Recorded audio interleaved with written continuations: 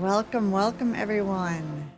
We'll get started in just a minute or so. We are letting folks in from the waiting room. We are so glad to see your faces. We've been having a lively chat about what William feeds his rescue pigeon. So, the answer has been birdseed.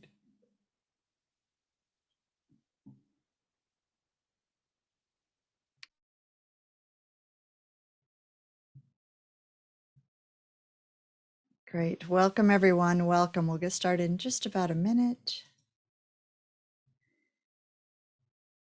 For those of you who are not familiar with the Compassion Consortium, I'll go ahead and share a little information. This is our first Compassionate Book Talk, which we're super excited about. Compassion Consortium is a non-sectarian and interfaith religious center. We offer spiritual guidance, support, and fellowship to vegans, vegetarians, animal rights activists, animal lovers, and all humans who care about and advocate for animals and the planet. I'm joined tonight as well by two other co-founders of the Compassion Consortium, William Melton and Reverend Erica Allison, and many thanks to Reverend Erica because she is driving tonight, so she will keep us on course.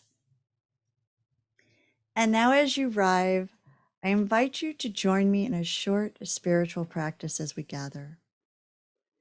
And tonight, since we're talking about the earth, we're talking about creation, we're talking about the planet, we're going to start with a prayerful land acknowledgement. So I'd invite you to take a deep breath. Feel your feet on the ground. If you are not barefoot on the earth, which many of us are not right now, I'd like you to picture the energy of the earth coming up to meet the bottom of your feet. Through the floor, through your shoes, through your socks. Stretch your toes out. Take another deep breath and take in these words. Great Spirit, God, divine life force, that which we know by so many names. As we gather today, we offer a prayerful acknowledgement of the lands on which we each sit, as well as the peoples and the beings of these lands. I remind us that the Compassion Consortium was formed on the island of Manhattan, or Manahatta, the land of many hills in the Lenape language. The sacred land has been traveled and lived on by many native confederacies and nations. Creator, I speak to you today from the land of the Sapasco and the Esopus. The 5 men that started my town took 2,200 acres of land, for which they gave the local people a frying pan, 2 knives, 4 guns, 4 blankets, 5 kettles, 8 shirts, 10 cans of powder, 40 fathoms of wampum, and half an anchor of rum. This heartbreaking heritage is, of course, not unique. And so I encourage those present here today, if you know the name of the peoples of the land on which you live, please feel free to add those into the chat. We pay respect to all of these peoples, all of the peoples of the lands on which we sit. We honor their legacy, their lives, their descendants who carry on traditions for present and future generations. God, please know we also acknowledge the many other kinds of life who have lost their lands and their lives due to human actions. We acknowledge that although we humans make up only 0.01% of life on planet Earth, we continue to claim and dominate more and more of it, displacing other sentient beings. This encroachment often leads to their extinction, their captivity, or their death. Sadly, studies suggest that us human beings have caused the loss of 83% of wild mammals since the dawn of civilization. And right now, less than 4% of mammals and 30% of the world's birds remain wild. So God, we pay respect to the species who went extinct this past year, including the spined dwarf mantis, 22 species of frogs, as well as losses in the plant kingdom, including the agave lorida and the golden fuchsia. We honor their lives as well. We also honor the joys of the humans around us and the other beings around us who are thriving in environments that are well cared for. Divine Earthmaker, we ask to learn from all of these losses how to better care for the humans, other than humans, land, water, air of the sacred places where we live, so that all may thrive. We ask your guidance and support to help us resist any action that brings us into imbalance with this planet, and to help us dismantle oppression in all of its forms. May it be so. Amen. And I ask you to take a deep breath. If you need to stretch because I used so many words, feel free to stretch. Bring your awareness back into our Zoom room. And it is now my great pleasure to welcome Reverend Fletcher Harper. And if Erica can get him alongside me here, oh, that'd be fabulous. Hello, Fletcher. So a quick bio about Fletcher, so you all know who he is and why we are so excited he's here. The Reverend Fletcher Harper is an Episcopal priest and the Executive Director of GreenFaith, a global multi-faith climate and environmental justice network. An internationally recognized author and speaker and pioneer of the worldwide religious environmental movement. He's been a leading voice in the faith community's response to the climate crisis for the last 2 decades. He has worked with diverse faith leaders around the world, including His Holiness the Dalai Lama, Archbishop Desmond Tutu, and the former United Nations Secretary General Ban Ki-moon. Reverend Harper is the co-founder of SHINE, an international campaign that brings together bold innovators to overcome the threat of entrenched poverty and climate change, and to achieve universal access to affordable and reliable energy. Fletcher is a busy, busy man. He also spearheads the faith-based fossil fuel divestment movement around the world. I'm going to say that again, that's a lot of F's. The faith-based fossil fuel divestment movement around the world is one of the faith leaders of the People's Climate Marches and plays a leading role in the Interfaith Rainforest Initiative, a campaign organizing religious communities to fight tropical deforestation and protect Indigenous Peoples' rights. Welcome, Fletcher. It's great to be here. Thank you so much.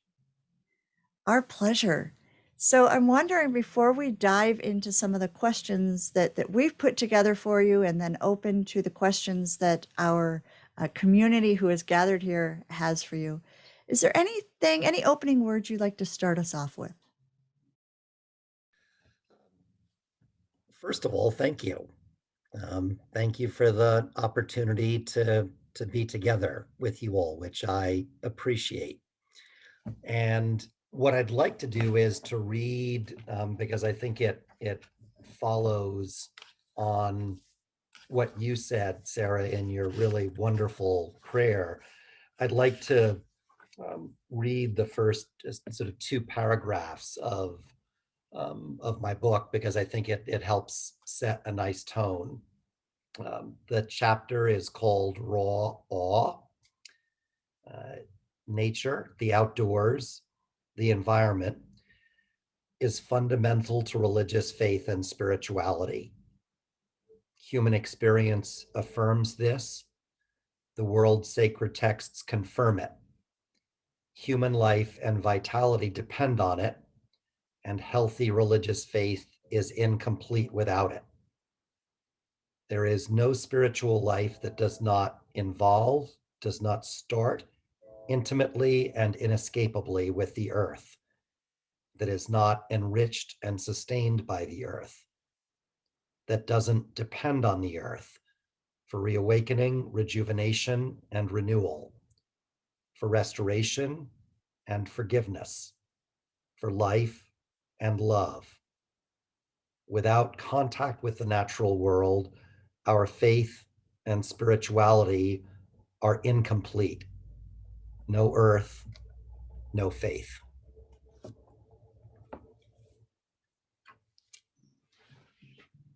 Thank you, Fletcher. So Fletcher is reading from GreenFaith, which I know some of you have already read and some of you have yet to read, but I expect we'll pick it up after we are done today. So that's a perfect place to start. Can you tell us a little bit about how you came to write this book, Fletcher, and its relationship to the organization that curiously, or perhaps not so curiously, has the same name? Unimaginatively in terms for me. So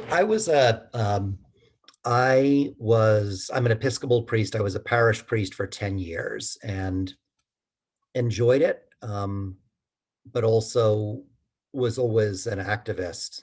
And after a decade as a parish priest, had a number of experiences that led me to realize that I wanted to make my life's work at this sort of nexus, this intersection between religion, the environment. And this is going to sound strange, I think, for this audience, but within the sort of traditional organized Christian community, and I've come to find sort of many organized religious communities, this connection was not at all clear 10, 15, 20 years ago. People sort of, you'd say religion and the environment, and people would look at you as if you'd just sort of said a Buddhist koan or something like that. It was sort of something to meditate on because the connection wasn't so evident. And so what the book represents is in many ways the first 10 years of work learning to understand what those connections are about. And I love the name GreenFaith because I think it's direct and clear, and it is both um, legitimately traditional because we believe without reservation that the world's religions at their heart and in their real manifestation are about protecting the planet and all life. Um, but the name is also edgy because green and faith haven't traditionally gone together. And we like creating and evoking that tension because it's a necessary one. So the book was a way to try to put into writing the things that I'd learned and that we'd learned as a community during the sort of early 2000s to the early 2010s. And did the organization come at the same time as the book or after the book? The organization was legally founded back in the early 1990s by another pastor who had gone to the Rio de Janeiro Earth Summit in 1992 and had been at a beautiful multi-faith and indigenous gathering in Rio de Janeiro where there was an overnight vigil. And he had a deep spiritual experience and felt that there had to be some kind of way to bring these themes together. And so he started the organization. At the time, it was called Partners for Environmental Quality. And I've never understood the genesis of that name, but it stayed that for a while and stayed all volunteer. And I came on board in the early 2000s, which was just at the stage when a certain number of um, high level religious leaders were starting to say a few things about the environment. So the book sort of coincides with that part of the organization's life when we first really started to get some staff and do some programmatic work out in the world. Got it. You mentioned one of my favorite words. You said spiritual experience somewhere in that answer, Fletcher. And so I'd like to ask you, what role does spiritual practice play in your life and in this cultivation of green faith? So one of the foundations for our work is something that is so self-evident that it's hard to believe that it needs to be said, which is that the primary spiritual depth experience for the human family is in relationship to the natural world. Um, that's not to discount the importance of sacred writings or sacred architecture, or sacred music, or sacred art, all of which are incredibly important. But it doesn't sound very religious to say for our money, but for our money, um, the relationship with the natural world is a fundamental source of sacred or spiritual or divine revelation. And so when it comes to spiritual practice, like many of you, I meditate, I pray, um, and I spend time outdoors.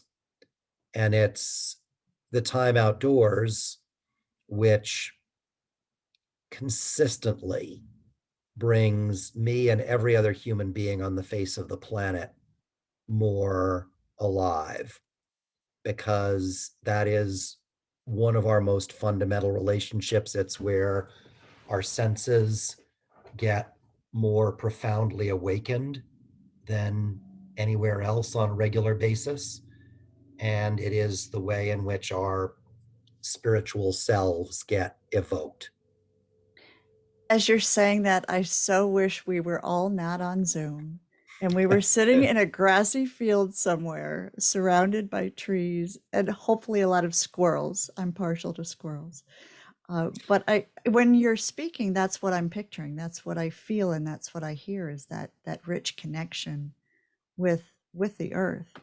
I think Some that's the quandary that we face nowadays, Yeah. isn't it? I mean, we can't dodge where we are or who we are, um, any more than we can dodge that deep sensibility that you were just referring to. And I think that's the challenge and the responsibility that we face, is we've got this sort of dual sort of reality, and we need to find a way to harmonize that a lot better than we've done.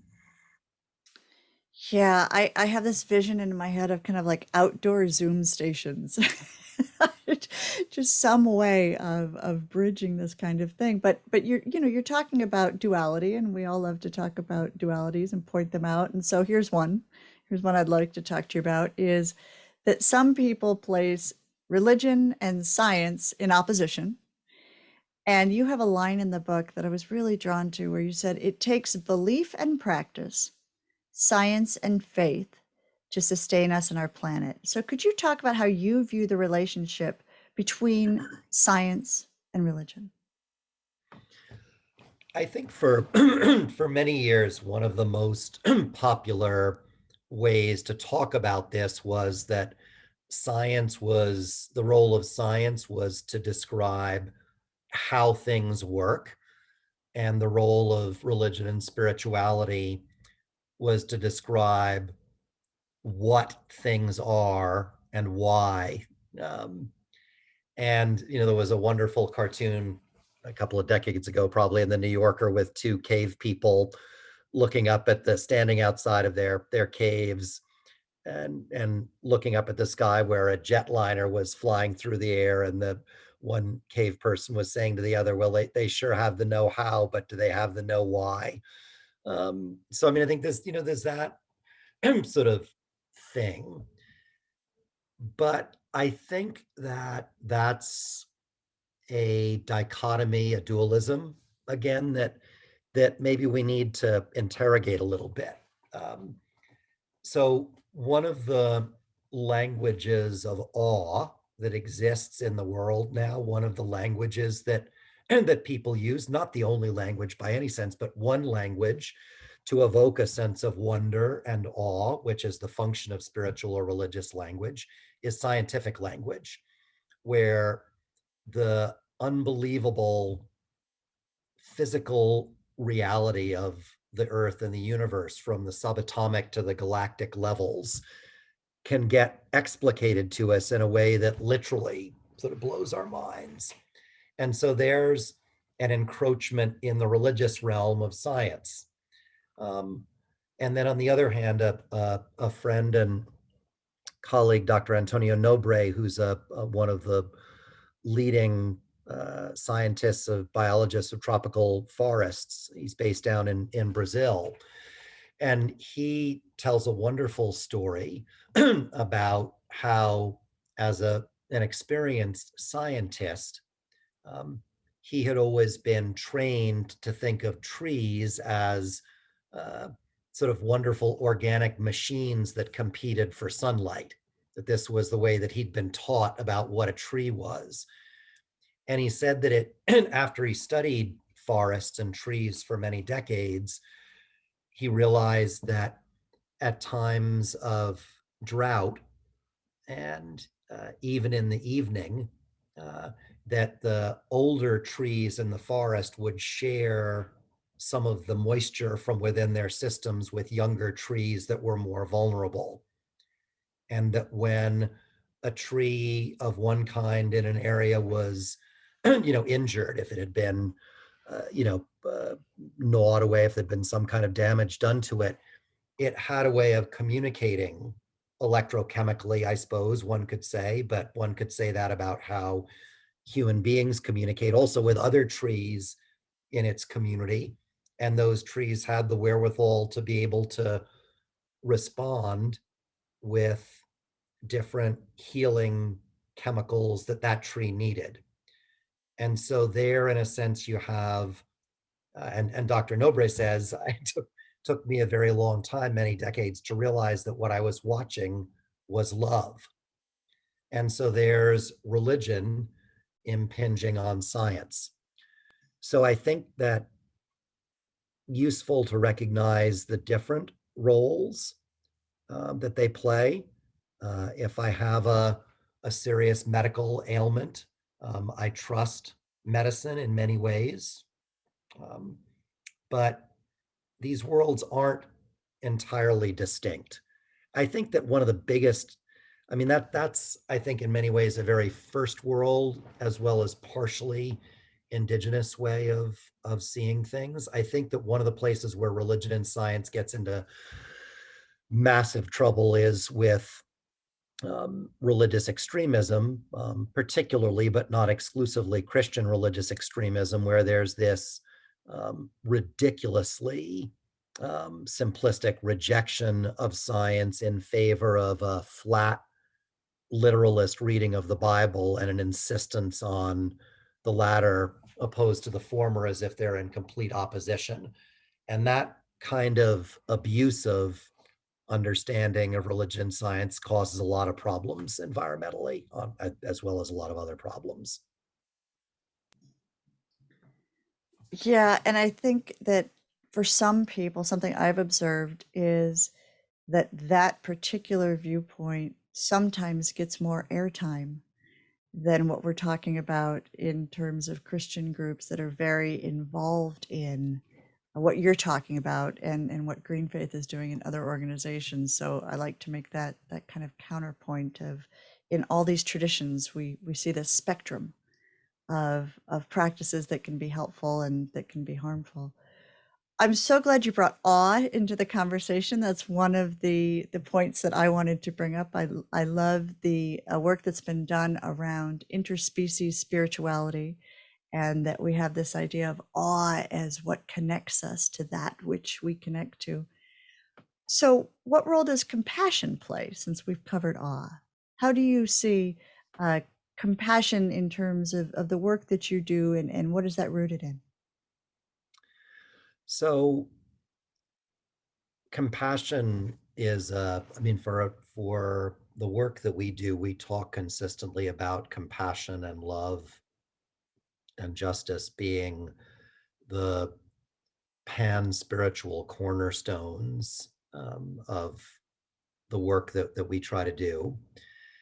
And I think compassion enters in a couple of different ways. One is compassion for uh, the remarkable ecosystems, the the different manifestations of life that you referred to in your opening prayer that get destroyed by human activity. And if one, and I think religions, and again, my sense is that your all's community sort of regularly is sensitized to that and experiences it, but I don't need to tell you that an awful lot of religious communities haven't expanded intentionally their sense of compassion to include the wider community of life and the wider community of the earth. And so that's one of the ways that we think about compassion, is the need to help us all to feel that. Um, and then the second way that we think about compassion, I'll share a story about, I think it was about 3 months ago, and this got a little bit of media coverage internationally. For the first time in the UK, um, on a death certificate, a coroner issued a death certificate. It was, I believe, for a young woman, and the cause of death was listed as air pollution. Now, we know the research is very clear that air pollution in various forms, primarily from fossil fuels, but not exclusively, kills over 6 million people a year globally.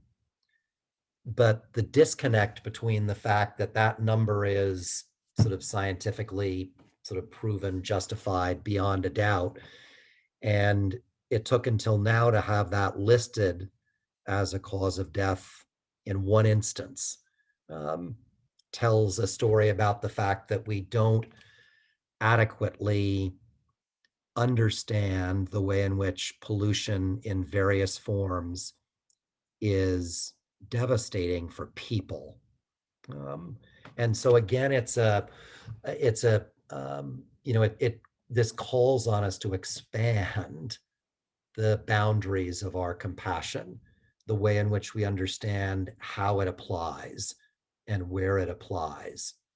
And so I think and as with all forms of spiritual growth, when you expand your sensibilities at the margins, all of a sudden you rediscover the heart of what that's about, in this case, compassion. So those are some of the ways that we think about that. Beautiful, beautiful. I think, William, we need to just take all of that and put it on the homepage of the website. I think Fletcher has just defined all of that so beautifully. So I have two more questions for Fletcher. So what I want to do is give you all a heads up that if you have questions for Fletcher, and I hope you do, that you can either raise your hand or you can start putting them in the chat, and Erica will help guide us through the Q&A that we'll do. But I want to give you a little heads up. You can go ahead and get ahead of us a little bit and start those proliferating or get your hands up. So Fletcher, you say that climate leadership starts at home.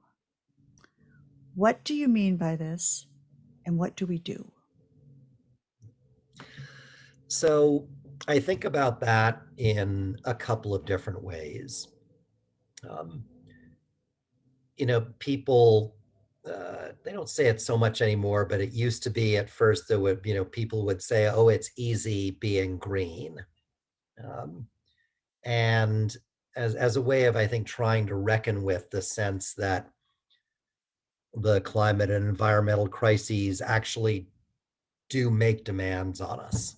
And so people would try to deflect anxiety around that by quoting Kermit the Frog or misquoting him or whatever.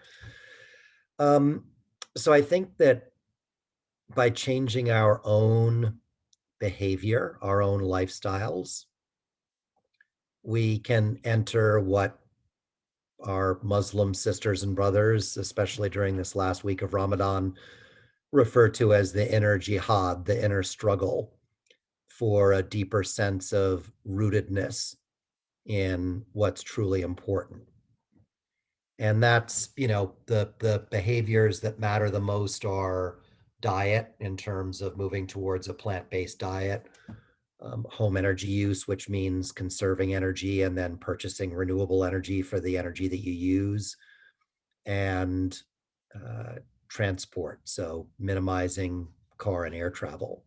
So one way to sort of start at home is to work on those things, and to look at that, from my perspective, yes, as a contribution that each of us needs to make to the crisis, but I think as, or more importantly, as a spiritual and moral discipline, so that we take onto ourselves in a small way the struggle that we know that society has to take on itself.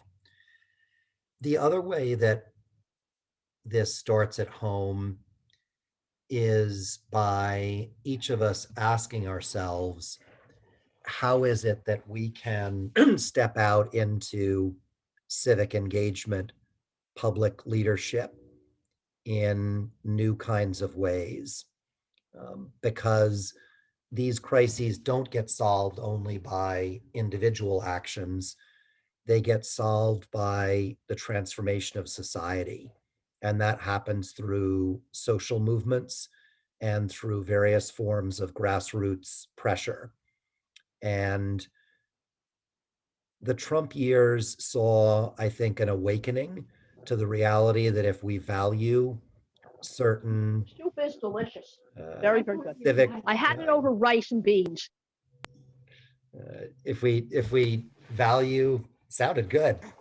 If we value things about civil society and democracy, that we can't take them for granted. So I think, when we think about starting at home, it's about doing the inner work, but also being ready to, I think it's an Irish saying, is this a public fight or can anybody get involved? And I think it's, or excuse me, is this a private fight or can anybody get involved? Yeah, we got to get that on our website too, William. It's that kind of thing that, religion cannot just be, or our homes can't just be sanctuaries to hide away. They got to be places to prep us to go into action publicly. So let's expand on that for just a second. So I can see by looking at our participants list, we have some folks who are clergy. We have some folks who are ministerial students. We have some folks who are members of spiritual communities. So, if you are passionate about this and interested in this, and it feels big, or you don't know where to start in terms of really trying to get your community involved in that fight, what do you recommend? Okay, clearly I can give a good plug for your website and all the resources that are there, right, at greenfaith.org. But what do you recommend people who are in spiritual leadership or want to be in spiritual leadership roles do? So I think there's a couple of steps. And one is we believe very strongly that that local activism connected to a wider community of activists is really important.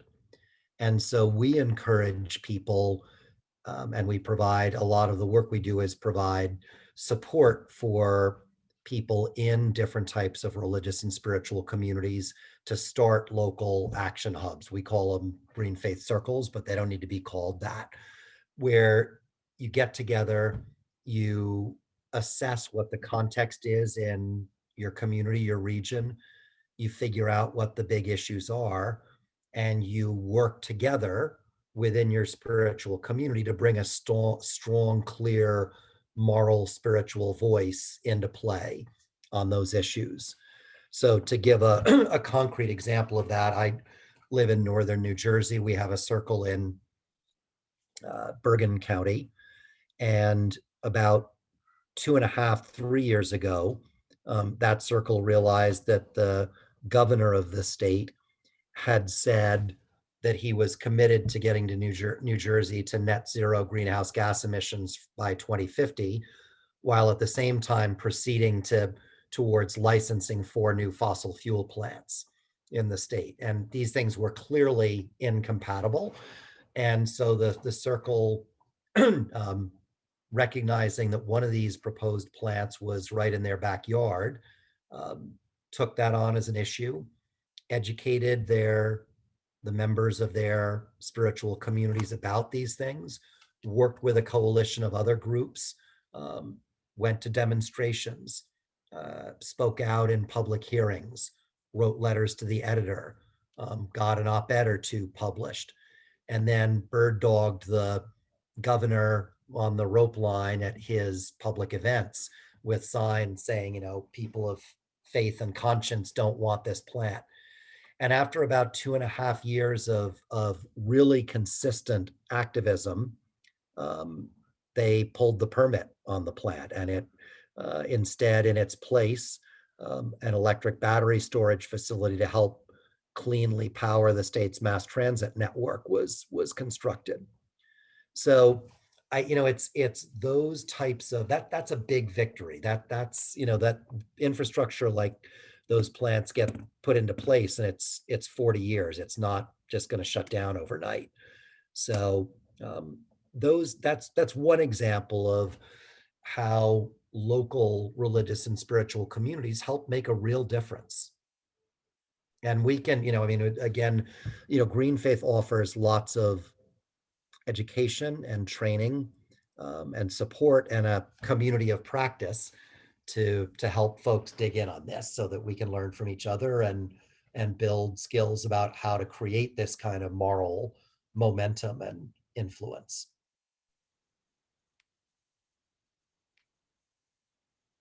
So Fletcher, we have our first question from the audience, and I'm going to go ahead and bring Barbara on, and she's going to ask her question. So go ahead, Barbara. Hello, thank you very much, Reverend Erica, and hello, Fletcher. I'm very excited. I purchased your book ages ago, and I'm looking forward to starting a GreenFaith circle, but that is not my question. My question is, are you connected with the Earth Charter or the Wild Tree Network? Yep. Yeah, no, we know folks in both of those wonderful sort of communities. And I would say, the Earth Charter, from our perspective, was one of the first really visionary documents that unified social justice and environmental health and well-being, and it was really incredible and remains incredible, and did a huge service in terms of awareness raising and also really nicely bringing ethics and spirituality into the public debate around these issues. So our good friend Mary Evelyn Tucker up at Yale University and the Yale Forum on Religion and Ecology was very involved, as were David Rockefeller and a number of other folks. So yeah, we're big admirers. And I think the Wild Church Network has done a great job of, with spiritual practice and religious ritual and and getting real about the fact that it needs to be rewilded. And I think I think it's fantastic. I grew up in an Episcopal church that I can't speak too negatively about because I'm an Episcopal priest, and obviously I got some positive stuff from it, but good God, was some of it boring. And, I think that's a pretty common reality for a lot of people in different religious and spiritual communities. And the Wild Church Network does an awesome job of just sort of shaking the cage and saying there's a lot more that can be done around this. So yeah, we're big fans. Well, you'll be happy to know up here in New Hampshire, we have an Episcopal chaplain who has a 106-acre church in the woods up there, a little further north than where I live. But I have a farm. Where in New Hampshire? It's near Canterbury. Okay. Yeah, but I plan on starting something similar here if I graduate in a month. Well, keep us posted. Definitely. It's good stuff. Thank you for your work. Thank you, Barbara. So are there any other questions from our audience? You can give us a little hand raise. You could type your question into the chat. We have Fletcher here live with us. What an opportunity to ask some direct questions.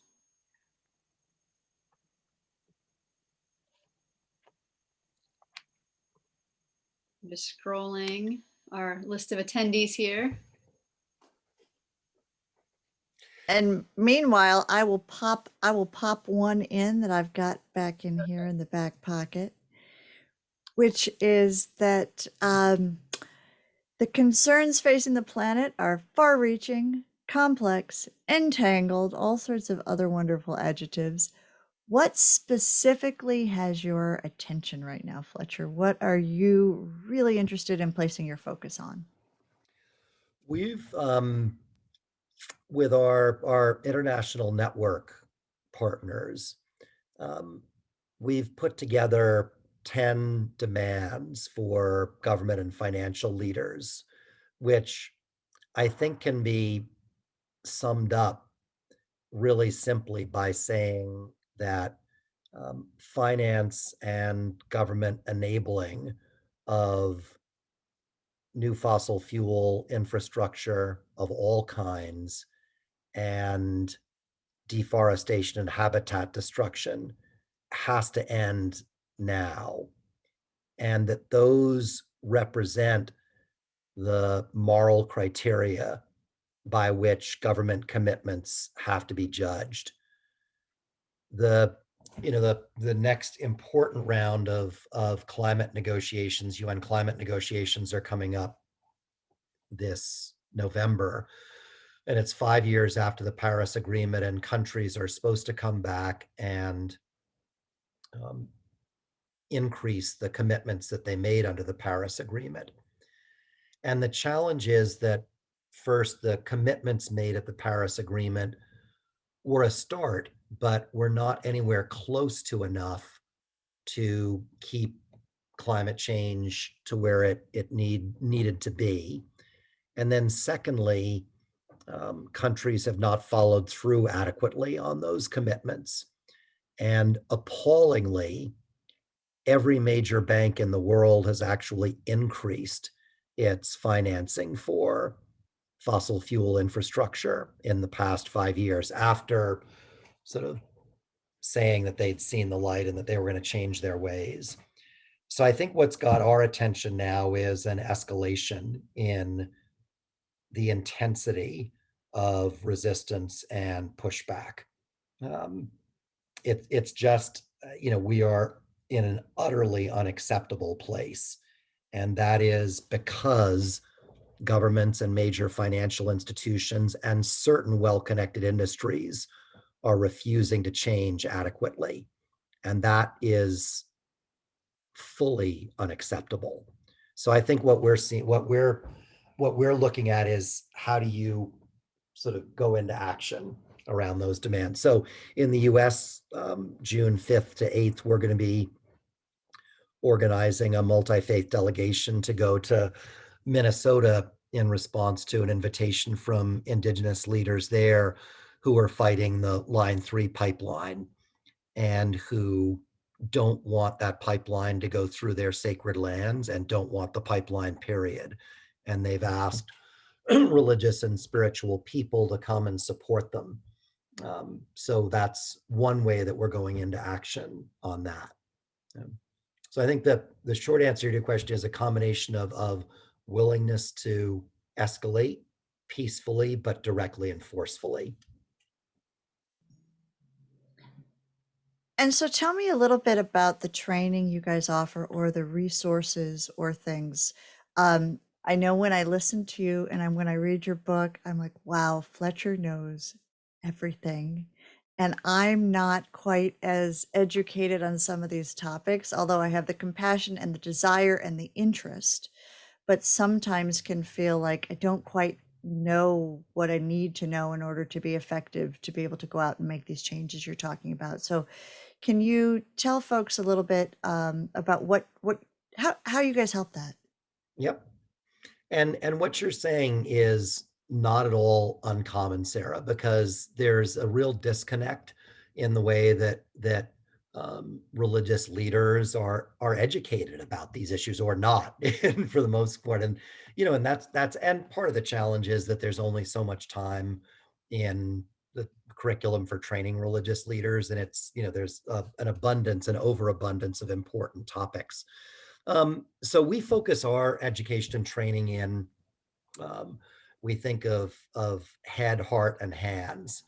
So at the level of the head, we think it's really important to understand some of the basics of what the climate crisis and its impacts are, so that people can have a basic ability to say, as the planet gets warmer, there are more severe storms, there are more droughts, there are more forest fires.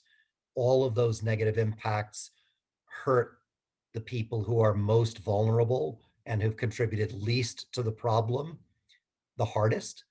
And that's just wrong. So there's a sort of very basic kind of ability to say, here's what the issues are from a scientific impact perspective. The heart piece is the ability to connect that with exactly what you asked me earlier, with compassion, with love, with justice, with equity, and to be able to say, here are these impacts which science and now our sense of observation tells us, and here's how we respond as human beings to that. Because most people only hear the scientific narrative. They're not invited to reflect on that and then to walk into their own fuller selves about the implications of what that means and what that calls them to do. So that's the head and the heart. And for us, the hands, the skillful means, as our Buddhist sisters and brothers say, we're big believers in the importance of local leadership development. And for us, that means what some people call relational organizing, what some people call community organizing, where there are some well-proven and really effective skills that all of us can learn about how to build values-based, principles-based relationships with other people about important public issues, and how to analyze a local context and identify an issue and develop a strategy to making a change on that issue. So it's a process. I think the fun thing about it is that it's a lifelong learning process on all of those levels. And that's one of the things that makes it really rewarding. But the simple version is head, heart, and hands.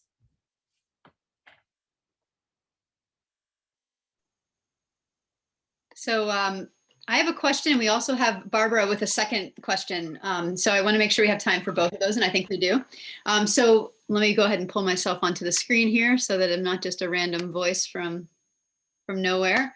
So I'm curious, there's a lot of similarities in this long arc of work that you're doing with the long arc of work that many of those on this call who are passionate about animal rights are also doing. And just from this, we can talk about the spiritual perspective here because we're not, we are grounded in that. That's something we all have in common. So what is it that sustains you when the fight seems, or, when the journey seems discouraging and limitless and not really budging? How do you deal with that? How do you cope with that? And do you have any strategies for just sustaining this work over the long term? Yeah, it's a good question. And I would honestly be interested in hearing from some of you about that, because it's not an easy situation. I mean, one can't pretend that we're headed in the right direction. So that's a sort of a starting point. For me, and this may not sound terribly spiritual, I've always found a sense of anger or disgust at the status quo to be rejuvenating. I think that helps. Music and spending time outdoors helps. A sense of humor, helps. And also the willingness to allow oneself to feel despair and feel overwhelmed at times. So I don't know that that's a hugely powerful answer, except that I think that we have to really be ourselves. I do think that for those of us who are fortunate to live in the kind of privilege that I feel I certainly live in, shouldn't give ourselves the luxury of giving into despair, because there are a lot of people who are in much, much tougher situations than I am, who have the courage to get up and face the day every day without enough to eat or without a house, a roof over their heads. And I feel like I sort of owe, my best effort, given that there are lots of people in the world who, but it's tough. I mean, I think you got to be real. And I think it's, I think it's right to be deeply upset and disturbed by what's happening. Yeah, community. I would add community. Yeah, yep. That's been helpful. Even just, starting this Compassion Consortium has been so rejuvenating for, I know several of us have talked about this, but just knowing that there are other people who are as passionate, so it doesn't feel like you're the person out there that's kind of on their own. Does anyone else in the audience want to chime in? Is there anything that you found in your own life that sustained you on on a journey that can sometimes feel long and overwhelming? And I'd also be curious also, my sense, we have started sort of, years after we should have, we've started paying attention to more to issues of the well-being of animals as part of our work. And the sense that I have is that too often the mainstream climate and environmental movements have marginalized that sensibility too much. And I'm sort of curious from you all if it feels that way, and advice that you'd have for us about what you see as some of the most important ways to speak to those issues. Yeah, I would say that I feel that very much, and I think one of the things, Fletcher, that I recommend to people is not conflating all beings into a word like creation or nature. That's often what happens, where there's humans, there's God, and then there's this nature or creation or something, and these other species aren't spoken of or named. So they just kind of, it's implied that they're within this other thing, but I think to name them, even if it's squirrels always get named whenever I'm speaking. They just do. But I think that's a big piece for me. I'm going to bring Barbara back on because it's always fun to spotlight more people. And Barbara had both an answer to, she had something to add to that last conversation piece, and she has a question. So we'll have her do both here in this moment. Go ahead and unmute yourself. Got it. Thank you. So my question was, how are you inviting the youth into this conversation and action? So the answer to that is by hiring more young people to work for us. I'm 58. I'm, an oddity at best to youth. And, I think people need to, so I think there's that. I do think, Barbara, the boldness and the directness. I think that we've always, look, we don't belong to any one religious tradition or spiritual tradition or denomination. We're interfaith and we're independent. And because of that, we've always said that we've got the freedom to, to name it like it is, and to be a lot bolder and less bureaucratic than a lot of established religious groups are. I do think that, particularly in this moment, younger people get that, because this is existential for them in the way that nuclear weapons were for, me when I was in my 20s. And I remember that. And, when you feel like you're facing something that's existential, you want some clarity, and you want to see that the people you're working with mean business, and that they're not going to go mealy mouthed on you at important points in time. So that's, I think, and then I think just being, I think another piece of the picture is being willing to elevate leadership from a lot of different generations, and really, to share the mic. I think that, sort of attitude really is important. That was basically my underlying question was, are there these GreenFaith circles for youth? Yeah, no, we've got, one of our organizers, who's a wonderful Indonesian woman named Nana Furman. She's working with a group of young women, primarily from Indonesia, from Singapore, from the Philippines, working on getting, and they're all in their, late teens to early mid 20s. And they've got across much of Southeast Asia and much of Asia, there's still pretty large scale coal mining activity and going on, in coal plant production, coal plant construction going on. So those are the issues that they're highlighting. But it's starting. Yep. Thank you. Thank you, Barbara. And I Okay. believe our last question of the evening is going to go to William. So I'm going to go ahead and bring him into the spotlight. And William, go ahead and unmute yourself and proceed. Yes. So here, Fletcher, would you mind if I shared with our group one of the most inspiring quotations from your book for me? Sure. And it is so inspiring that it actually appears on the Compassion Consortium website in the reflection section. So I'm just going to read it. You refer to this as the green faith religious revolution. There is a religious revolution underway. It is taking place on every continent within every faith tradition. It is changing the way people of faith understand and experience God and what it means to have a moral life. It is changing the ways in which people worship and pray, eat, travel, and use resources like energy and water. It is adding a new dimension to the policy advocacy that faith communities have done for decades. And it is drawing a small but growing number of people of faith into various forms of public witness and nonviolent civil disobedience.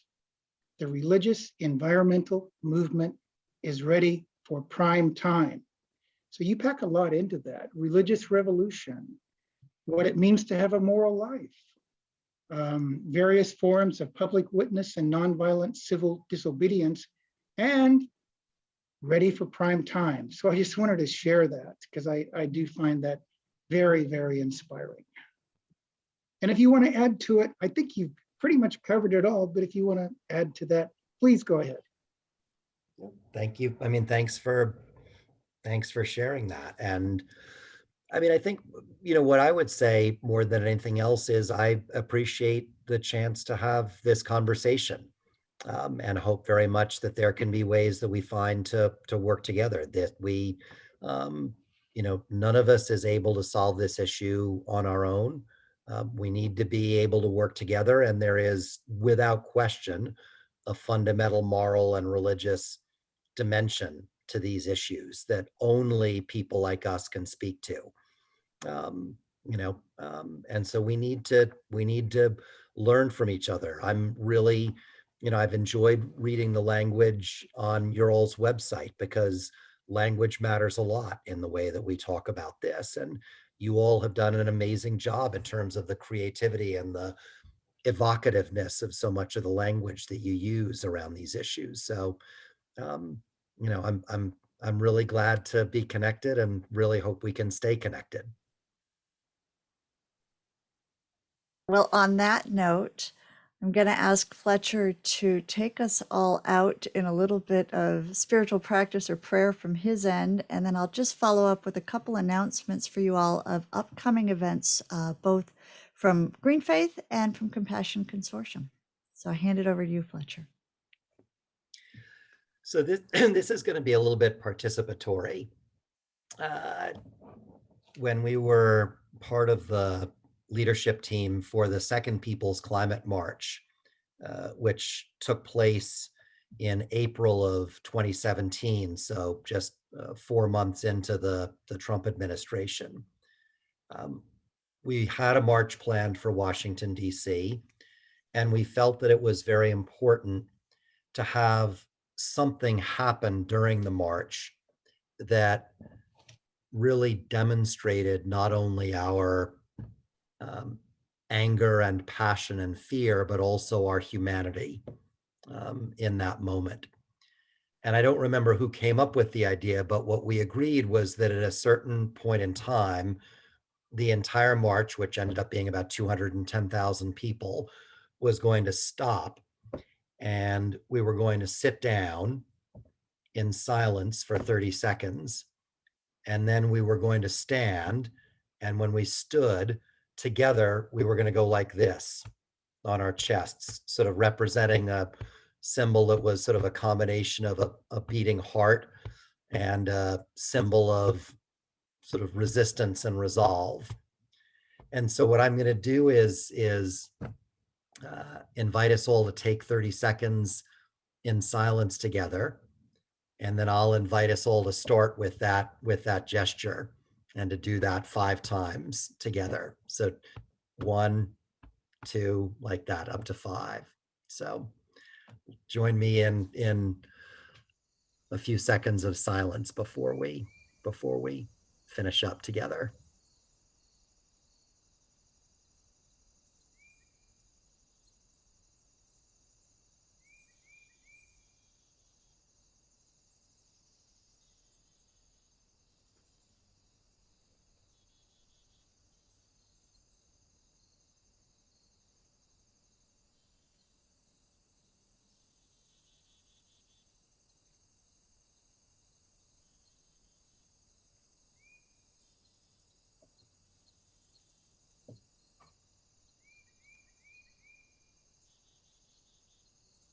And if you'd join me now, 1, 2, 3, 4, 5. Thanks.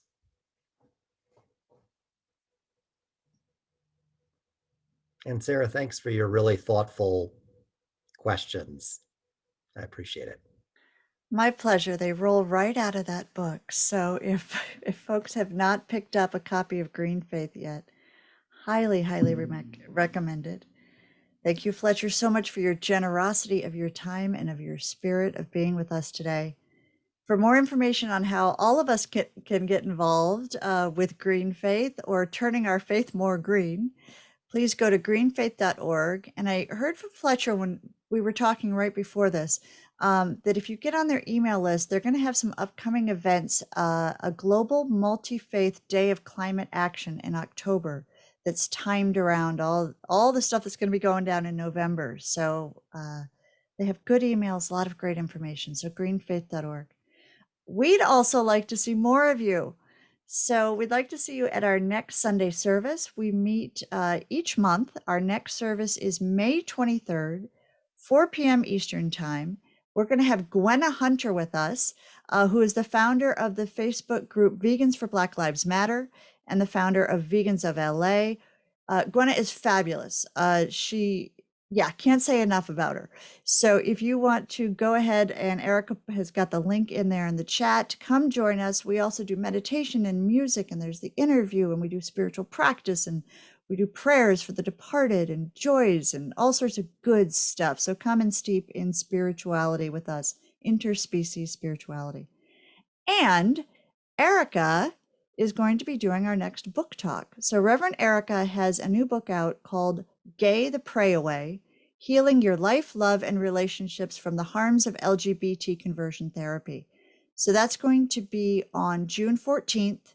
We'll be sending an email out about it, and there'll be more information on the website soon. This is appropriate for all sorts of folks, even cool straight people, to come on and join with us where we talk about extending compassion in other ways. So that's all I've got for tonight. Thanks to you all, and we hope to see you again soon.